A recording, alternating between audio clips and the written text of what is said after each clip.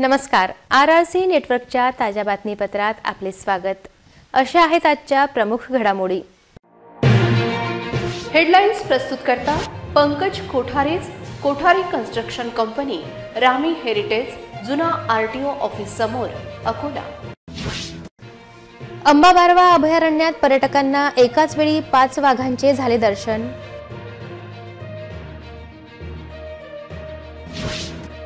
सर्वोपचार रुग्णालयात रुग्णांच्या जेवणात निघाल्या अळ्या, डीनचे चौकशीचे आदेश. 1 जानेवारीपासून रेशन दुकानदारांचा बेमुदत संप, रेशनसाठी नागरिकांना करावी लागणार प्रतीक्षा. रसायनयुक्त पिकवलेली फळे आरोग्यास धोकादायक, फूड अँड ड्रगचे दुर्लक्ष.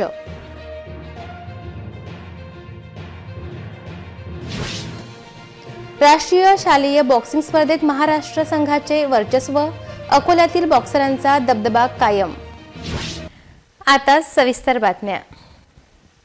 मेळघाट व्याघ्र प्रकल्पात समाविष्ट असलेल्या आदिवासी अतिदुर्गम भागात वसलेल्या सातपुडा पर्वतरांगेत अंबापारवा अभयारण्य पर्यटकांना आकर्षित करीत असून सफारी दरम्यान एकाच वेळी पर्यटकांना तब्बल 5 वाघांचे दर्शन झाल्याने आनंदाचे वातावरण निर्माण झाले होते. अंबाबरवा अभयारण्यातील वन्यप्राणी पर्यटकांना मोठ्या प्रमाणात आकर्षित करीत आहेत. जंगल सफारी दरम्यान एकाच वेळी तब्बल 5 वाघांचे दर्शन पर्यटकांना झाल्याने संपूर्ण परिसरात आनंदाचे वातावरण निर्माण झाले आहे. काही पर्यटक छत्रपती संभाजीनगर, पुणे, चिखली, जळगाव, जामोद येथील आल्याने पर्यटकांना एकाच वेळी 5 वाघांनी दर्शन दिले असून मेळघाट व्याघ्र प्रकल्पात समाविष्ट असलेल्या सोनाळा कार्यालयात येत असलेल्या आदिवासी अतिदुर्गम भागात असलेल्या सातपुडा पर्वतरांगेत असलेल्या अंबापारवा अभयारण्यातील छत्रपती शिवाजी महाराज जंगल सफारी गेटपासून अंबाबरवा अभयारण्याच्या सफारी मार्गावर असलेल्या एका पानवट्यात पर्यटकांना 1 वाघ निवांत बसलेला दिसून आला. एवढेच नाही तर काही अंतरावर 4 वाघ सुद्धा पर्यटकांना सोबत जात असताना दिसून आले. हा संपूर्ण क्षण पर्यटकांनी कॅमेऱ्यामध्ये कैद केला. सातपुडा पर्वतरांगेत असलेल्या अंबाबारवा अभयारण्यामधील एकाच वेळी 5 वाघांचे दर्शन झाल्याचा हा क्षण ऐतिहासिक मानला जात आहे. खरंच खूप वंडरफुल होता. म्हणजे आजवर आम्ही खूप वेळा राईड्स केल्या, जंगल सफारी केल्या चिखलदऱ्यामध्ये, सीमाडोमध्ये, पण आम्हाला टायगर कधी आढळला नाही. 3-3, 4-4 दिवस पण आम्ही स्टे केला पण कधी दिसला नाही.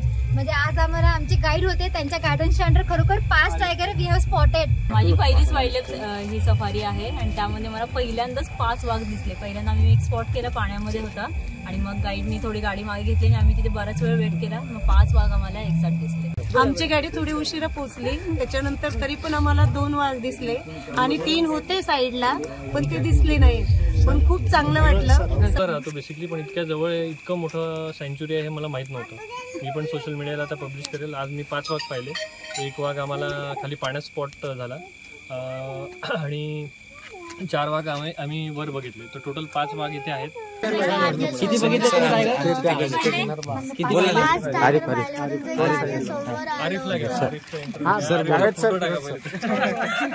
हम लोग औरंगाबाद से आए हैं. पहले तो कुछ स्पॉट नहीं हुआ, मगर उन्होंने बहुत सारी चीज़ें बताई. हमने यहाँ पर जंगली भैंसा देखे, शेर देखे, मोर देखे, काफ़ी चीज़ें. और सारे गाइड इतने एक्टिव हैं कि कौन सी चीज़ कितनी भी दूर है तो वो स्पॉट करके बराबर बता रहे थे. शासकीय वैद्यकीय महाविद्यालय तथा सर्वोपचार रुग्णालयातील वार्ड क्रमांक 31 मध्ये रुग्णाला देण्यात आलेल्या जेवणात चक्क किडे व अळ्या निघाल्या. हा धक्कादायक प्रकार प्रशासनाच्या निदर्शनात आणून देण्याचा प्रयत्न केला असता कर्मचाऱ्यांनी अन्न फेकून दिले. या प्रकरणी वैद्यकीय महाविद्यालयाच्या डीन यांनी चौकशीचे आदेश दिले आहेत. सर्वोपचार रुग्णालयातील वार्ड क्रमांक 31 मध्ये रुग्णांना देण्यात आलेल्या जेवणात जिवंत किडे व अळ्या निघाल्या. हा धक्कादायक प्रकार प्रशासनाच्या निदर्शनास आणून देण्याचा प्रयत्न केला असता सदर रुग्णाला बाहेर काढण्यात आले व येथील कर्मचाऱ्यांनी ताट व ताटातील अन्न फेकून दिले. या संदर्भात असलेला एक व्हिडिओ सर्वत्र व्हायरल झालेला आहे. या प्रकरणी शासकीय वैद्यकीय महाविद्यालयाच्या अधिष्ठाता यांना तक्रार प्राप्त झाल्यानंतर त्यांनी तात्काळ ज्या ठिकाणी रुग्णांसाठी जेवण बनवले जाते तिथे भेट दिली असता जेवणात कुठल्याही प्रकारे त्यांना अशा पद्धतीच्या अळ्या दिसल्या नसल्याचे त्यांनी सांगितले. तसेच काही झाले असेल तर एक समिती गठीत करण्यात आली असून त्यानुसार कारवाई केली जाईल असे आश्वासन शासकीय वैद्यकीय महाविद्यालयाच्या अधिष्ठाता गजभिये यांनी दिले आहे। हो, आज मला एक व्हिडिओ प्राप्त झालेला आहे ज्याच्यामध्ये जेवणामध्ये अळ्या दिसतात आहे. आम्ही त्याची शहानिशा केली. आम्ही मनसेचे कार्यकर्ते होते माझ्यासोबत.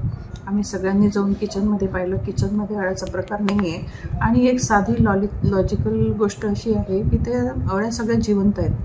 म्हणजे 2-3 अळ्या ज्या दिसतात आहे जेवणामध्ये ते जिवंत आहेत.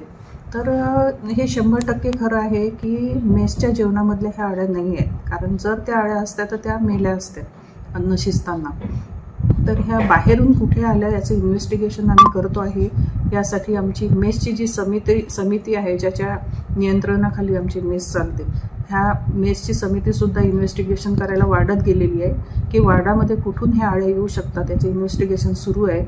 आणि याची आपण चौकशी करून लवकरच ज्याची चूक असेल त्याला आपण ॲक्शन त्याच्यावर घेऊ, त्याला निलंबित करू, हे मी 100% सांगते. 1 जानेवारीपासून जिल्ह्यातील राशन दुकानदारांनी संपावर जाण्याचा निर्णय घेतला आहे. त्यामुळे नवीन वर्षाच्या सुरुवातीलाच राशन मिळाल्याने जिल्ह्यातील लाखो राशन कार्ड धारकांना अनेक अडचणींचा सामना करावा लागू शकतो. रेशन दुकानदारांचा हा संप बेमुदत असणार आहे. जिल्ह्यातील लाखो शिधापत्रिका धारकांना नवीन वर्षात वेळेवर रेशन न मिळाल्याने अडचणींना सामोरे जावे लागू शकते. कारण जिल्ह्यातील 1061 रेशन दुकानदारांनी विविध मागण्यांबाबत 1 जानेवारीपासून बेमुदत संपावर जाण्याचा निर्णय घेतला आहे. 1 जानेवारीपासून प्रत्येक व्यक्तीला 3 किलो गव्हाऐवजी फक्त 1 किलो गहू देण्याचा निर्णय शासनाने घेतला. दुसरीकडे ही रक्कम लाभार्थी गटातील शेतकरी व इतर लाभार्थ्यांच्या खात्यावर जमा होत नाही. त्यामुळे एकीकडे शिधापत्रिका धारकांमध्ये नाराजी पसरली आहे, तर दुसरीकडे राज्यातील सर्व रेशन दुकानदारांनी आपल्या विविध मागण्यांसाठी 1 जानेवारीपासून बेमुदत संपावर जाण्याचा निर्णय घेतल्याने रेशनच्या धान्यासाठी नागरिकांना प्रतीक्षा करावी लागू शकते. या संपाची माहिती रेशन दुकानदार संघटनेद्वारे देण्यात आली. All India fair price association की ओर से पुकारा गया है रास्ता भाव दुकानदारों का 1 जनवरी से बेमुद्दत बंद आंदोलन शुरू होने वाला है. इसकी सारी कार्ड धारकों ने, अकोला जिला के कार्ड धारकों ने नोंद लेने होंगे. 1 जनवरी से अकोले जिले की पूरी 1061 दुकानें बंद रहेंगी. अकोला शहरात सध्या मोठ्या प्रमाणात बेमोसम फळांची विक्री बेधडकपणे सुरू आहे. यासोबतच अनेक ठिकाणी रसायनांचा वापर करून पिकवलेली फळे विक्री करण्यात येत आहेत. अन्न व औषध प्रशासन याकडे लक्ष द्यावयास तयार नसल्याने आश्चर्य व्यक्त होत आहे. हंगामानुसार फळे येण्याचा काळ आता संपला असून कोणत्याही हंगामात संकरित फळे बाजारात विक्रीसाठी आलेली दिसतात. अनेक ठिकाणी रसायनांचा वापर करून पिकवलेली फळे विक्रीसाठी बाजारात येत असल्याबाबत बोललं जातं. रसायनयुक्त पिकवलेली फळे आरोग्यासाठी धोकादायक ठरत आहेत, मात्र याकडे कुणाचे लक्ष नाही. अकोला शहरात रस्त्यावर विक्री होणारी फळे पिकवण्यासाठी मोठ्या प्रमाणात रसायनांचा वापर होत असल्याची माहिती आहे. बेमोसम कुठलीही फळे आता बाजारात सहज उपलब्ध होत असून फळांना केमिकलयुक्त पद्धतीने पिकवून फळ विक्रेते फळांची विक्री करीत असल्याची शक्यता आहे. अनैसर्गिक पद्धतीने फळांवर रसायनांचा वापर वाढत असल्याने अशा फळांमुळे नागरिकांचे आरोग्य धोक्यात येऊ शकते. त्यामुळे अन्न व औषध प्रशासनाने ठिकठिकाणच्या फळ विक्रेत्यांकडून तपासणी करण्याची गरज आहे. फळांमध्ये केमिकल आणि विविध रसायने वापरून त्वरित बाजारपेठेत विकण्याची स्पर्धा सुरू असल्याची शक्यता नाकारता येत नाही. जनता भाजी बाजारात मोठ्या प्रमाणात दुर्गंधी असून येथे फळ खरेदीसाठी येणाऱ्या नागरिकांना मोठ्या प्रमाणात त्रास सहन करावा लागतो. त्यात फळ विक्रेते फळ विक्रीसाठी ज्या परिसरात बसतात तेथे मोठ्या प्रमाणात अस्वच्छता असून या अस्वच्छतेचा परिणाम फळांवर होण्याची शक्यता असल्याने नागरिकांचे आरोग्य धोक्यात आले आहे. अकोला येथे संपन्न झालेल्या राष्ट्रीय शालेय बॉक्सिंग स्पर्धेत 19 वर्ष वयोगटात महाराष्ट्र संघाने बाजी मारली, तर 14 वर्ष वयोगटात उत्तराखंड व 17 वर्ष वयोगटात हरियाणा संघाने बाजी मारली. या स्पर्धेचा पारितोषिक वितरण सोहळा पालकमंत्री यांच्या उपस्थितीत संपन्न झाला. 67व्या राष्ट्रीय शालेय बॉक्सिंग स्पर्धेत 8 सुवर्ण पदक जिंकून महाराष्ट्र संघ अग्रस्थानी राहिला असून 7 सुवर्ण पदक प्राप्त करीत हरियाणाचा संघ द्वितीय ठरला आहे. राष्ट्रीय शालेय बॉक्सिंग स्पर्धेत देशभरातून 1500च्या वर खेळाडूंनी सहभाग नोंदविला होता. प्रत्येक स्पर्धेत सामना चुरशीचा रंगला असून तब्बल 8 सुवर्ण पदक मिळवित महाराष्ट्राचा संघ अव्वल ठरला आहे. स्पर्धेमध्ये सीबीएसई संघाने 4 सुवर्ण पदक प्राप्त करीत तिसरे स्थान मिळविले. 19 वर्ष वयोगटामध्ये सीबीएसई संघाने प्रथम स्थान तर 14 वर्ष वयोगटात उत्तराखंड संघाने विजय प्राप्त केला. 17 वर्ष वयोगटात महाराष्ट्र संघाने उत्कृष्ट प्रदर्शन करून पहिला क्रमांक प्राप्त केला। दरम्यान 14, 17 व 19 वर्ष वयोगटात महाराष्ट्र संघाचे प्रदर्शन उत्कृष्ट राहिले। अकोला क्रीडा प्रबोधिनीचा बॉक्सर रेहान शाह हा 19 वर्ष वयोगटात बेस्ट बॉक्सर ठरला आहे। समारोपीय कार्यक्रमात त्याला सन्मानित करण्यात आले। रेहान शाह याने स्पर्धेमध्ये महाराष्ट्र संघाचे प्रतिनिधित्व केले। 14 वर्ष वयोगटामध्ये CBSE संघाचा बॉक्सर हर्षिल व 17 वर्ष वयोगटात हरियाणाचा बॉक्सर जतीन याने बेस्ट बॉक्सरचा किताब मिळविला। 14 वर्ष वयोगटामध्ये झालेल्या स्पर्धेत 3ऱ्या स्थानी महाराष्ट्र, 2ऱ्या स्थानी हरियाणा तर 3 सुवर्ण पदक जिंकून उत्तराखंड संघ विजयी ठरला। 17 वर्ष वयोगटात महाराष्ट्र संघ तृतीय, CBSE संघ द्वितीय व 3 सुवर्ण पदक मिळवित हरियाणाचा संघ विजयी झाला। 19 वर्ष वयोगटात CBSE संघ तृतीय, हरियाणाचा संघ द्वितीय तर महाराष्ट्र संघाने अव्वल क्रमांक पटविला। अकोला महापालिका हद्दीतील मोळकेवाडी ते गंगानगरकडे जाणाऱ्या रस्त्याची अत्यंत दुरावस्था झाली असून या मार्गावर घाण पाणी साचल्याने परिसरातील नागरिकांचे आरोग्य धोक्यात आले आहे। मनपाकडे तक्रार करूनही कारवाई नसल्याने नागरिकांमधून नाराजी व्यक्त होत आहे। यापुढे कारवाई न झाल्यास तीव्र आंदोलनाचा इशारा देण्यात आला आहे। जुन्या शहरातील मोळकेवाडीकडून गंगानगरकडे जाणारा रस्ता अत्यंत खराब झाला आहे। या 40 फुटी रस्त्यावर परिसरामधील नागरिकांच्या अतिक्रमणामुळे हा रस्ता पूर्णपणे अरुंद झाला आहे। परिसरात काँक्रीटची नाली नाही, त्यामुळे नागरिकांनी वापरलेले घाण पाणी व मुख्य रस्त्यावरच सोडले जात आहे। त्यामुळे रस्त्याला गटारीचे स्वरूप प्राप्त झाले आहे। संपूर्ण रस्त्यावर साचलेल्या घाण पाण्यातून नागरिकांना प्रवास करावा लागत आहे। खेळकर सारखी नामांकित शाळा व शहाबाबू विद्यालय या परिसरात आहे। या शाळेत शिकण्यासाठी येणाऱ्या विद्यार्थ्यांना या अस्वच्छतेचा सामना करावा लागत आहे। अस्वच्छतेमुळे परिसरातील नागरिकांचे आरोग्य धोक्यात आले आहे। समस्या संदर्भात या परिसरातील नागरिकांनी महापालिका आयुक्तांना निवेदन दिले। असे असतानाही महापालिकेच्या संबंधित विभागाचे अधिकारी यांनी साधी भेट देणे योग्य समजले नाही। या परिसरातील नागरिक दरवर्षी महापालिकेला मालमत्ता कर भरतात। असे असतानाही नागरिकांना नरकमय जीवन जगावे लागत असल्याचे दिसून येते। महापालिकेने या समस्येकडे तातडीने लक्ष देऊन नागरिकांची या समस्येतून सुटका करावी, अन्यथा तीव्र आंदोलनाचा इशारा नागरिकांनी दिला आहे। मैं मोहम्मद अजमल इफ्तिकार मोड़केवाड़ी रहवासी ओल्ड सिटी अकोला। हमारे घर के पास से जश्न पैलेस के सामने जुसीनी मॉल तक के रास्ता जाता है। ये रास्ते पे बहुत सारे प्रॉब्लम हमें हर बार होते हैं, हादसों का शिकार होते हैं। बच्चे यहाँ पर स्कूल के आते हैं। यहाँ पर 2 स्कूल है। यहाँ पर एक शाहबाबू स्कूल है, एक केड़कर स्कूल है जो मराठी स्कूल है। यहाँ पर कोई नालियाँ साफ करने के लिए भी जल्दी नहीं आता, जिसकी वजह से रोड के ऊपर बहुत गंदगी हो रही है, पानी पूरा जमा हो रहा है और बच्चों को अलग अलग तकलीफों से सामना करना पड़ रहा है। हम आपके चैनल सिटी न्यूज़ के माध्यम से प्रशासन से अपील करते हैं कि हमारे ये समस्या को हल करें और इस ओर ध्यान दें। हम जब प्रशासन में मैडम के पास गए तो मैडम इस ओर हमारी बात भी करने खाली नहीं थे।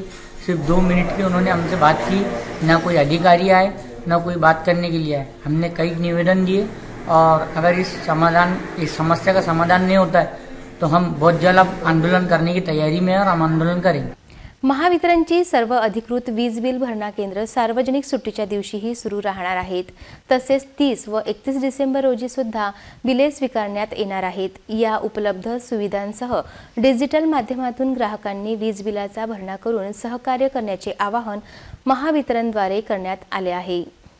वीज ग्राहकांना वीज बिलाचा भरणा करणे अधिक सुलभ होण्यासाठी अकोला, वाशिम व बुलढाणा जिल्ह्यातील महावितरणची सर्व अधिकृत वीज बिल भरणा केंद्रे सार्वजनिक सुट्टीच्या दिवशीही 30 व 31 डिसेंबर रोजी सुरू राहतील।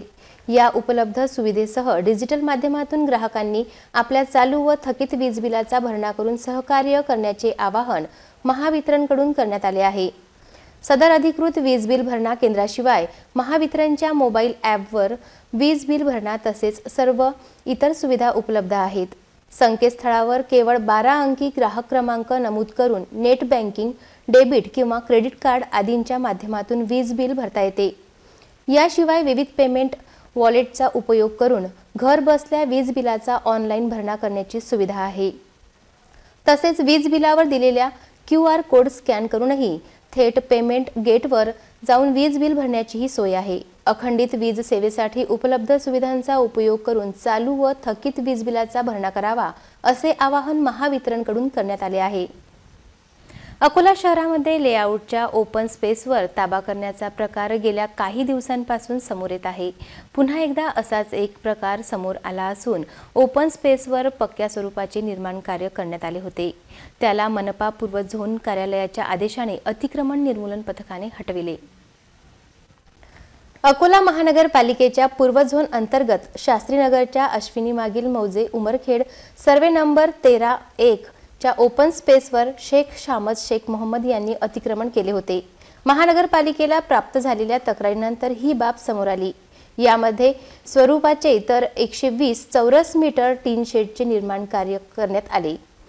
तक्रारीनंतर अतिक्रमणधारकाला मनपाद्वारे नोटीस सुद्धा बजावण्यात आली होती, परंतु अतिक्रमणधारकाने अतिक्रमण स्वतःहून न काढल्यामुळे शेवटी पूर्व झोन कार्यालय व अतिक्रमण निर्मूलन विभागाद्वारे JCBने पक्क्या स्वरूपाचे निर्माण कार्य केलेल्या अतिक्रमणावर कारवाई करून अतिक्रमण पाडण्यात आले। ही कारवाई सहाय्यक अतिक्रमण अधिकारी प्रवीण मिश्रा, चंद्रशेखर इंगळे, सहाय्यक नगर रचनाकार राजेंद्र टापरे, कनिष्ठ अभियंता नरेश कोपेकर यांच्यासह कर्मचाऱ्यांनी केली। अकोला तालुक्यातील आणि मिर्झापूर येथील शेतकऱ्याने कर्ज काढून बैलजोडी विकत घेतली होती। एवढेच नव्हे तर खरीप हंगामासाठी सोयाबीन पिकाची पेरणी केली, परंतु हे पीकही पाण्यात बुडाले। या शेतकऱ्याचे झालेले नुकसान पाहता शासनाने नुकसान भरपाई द्यावी अशी मागणी होत आहे। अकोला तालुक्यातील अन्वी मिर्झापूर येथील शेतकरी सुरेश त्र्यंबक नवलकर यांनी काही महिन्यापूर्वी कर्ज काढून खिल्लारी जातीची बैलजोडी विकत घेतली होती, परंतु अज्ञात आजाराने त्यांनी विकत घेतलेले दोन्ही बैल मरण पावल्याने सुरेश नवलकर या शेतकऱ्यावर आर्थिक संकट ओढावले आहे। सदर शेतकऱ्याने खरीप हंगामामध्ये सोयाबीन पिकाची पेरणी केली, परंतु अतिवृष्टीमुळे संपूर्ण सोयाबीन पीक पाण्यात बुडाले। आणखी कर्ज काढीत या शेतकऱ्याने हरभरा पेरला, परंतु तो न उगवल्याने त्यांनी दुबार पेरणी केली।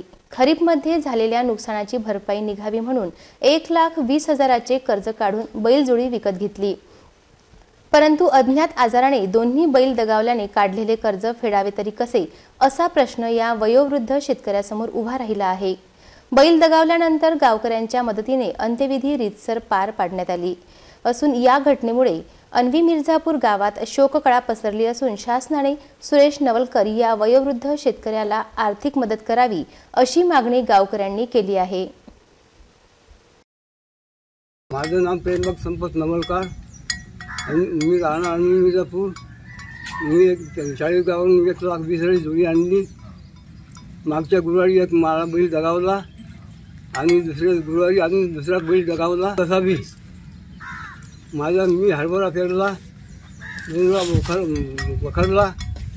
हे माझे फार नुकसान झाले। माझ्याकडे 2 एकर शेती आहे, मला काही मदत भेटली पाहिजे असा मार्फत। अन्वी मिर्झापूर येथील शेतकरी सुरेश भाऊ त्र्यंबकराव नवलकर यांनी काही महिन्यापूर्वी हे खिल्लारी जातीचे बैल 40 गावच्या बाजारामधून आणले होते काही महिन्यापूर्वी। त्यामधील एक बैल मागील गुरुवारी रात्रीच्या 3 वाजताच्या सुमारास दगावला।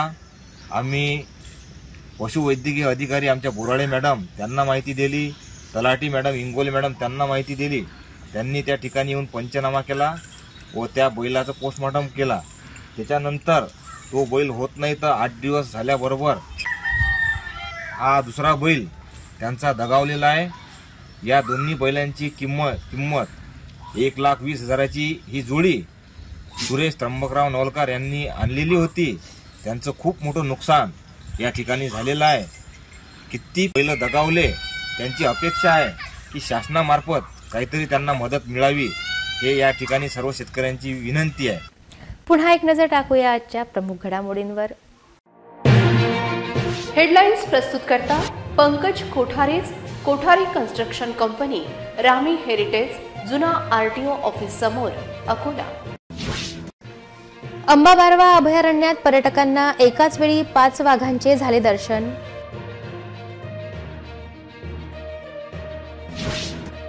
सरोपचार रुग्णालयात रुग्णांच्या जेवणात निघाल्या अळ्या, डीनचे चौकशीचे आदेश। 1 जानेवारीपासून रेशन दुकानदारांचा बेमुदत संप, रेशनसाठी नागरिकांना करावी लागणार प्रतीक्षा. रसायनयुक्त पिकवलेली फळे आरोग्यास धोकादायक, फूड अँड ड्रगचे दुर्लक्ष.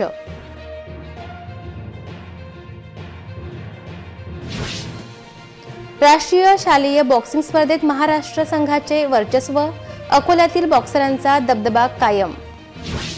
बातम्यांसाठी तुम्ही पाहत रहा RRC न्यूज. यूट्यूब चॅनलवर तुम्ही पण लाईक आणि सबस्क्राईब करा. RRC डिजिटल अकोला हे यूट्यूब चॅनल. जगभरात कुठेही पहा RRC डिजिटल अकोला. पुन्हा भेटूया ताज्या बातम्यांसह, नव्या घडामोडींसह नव्या बातमीपत्रात. तोवर नमस्कार.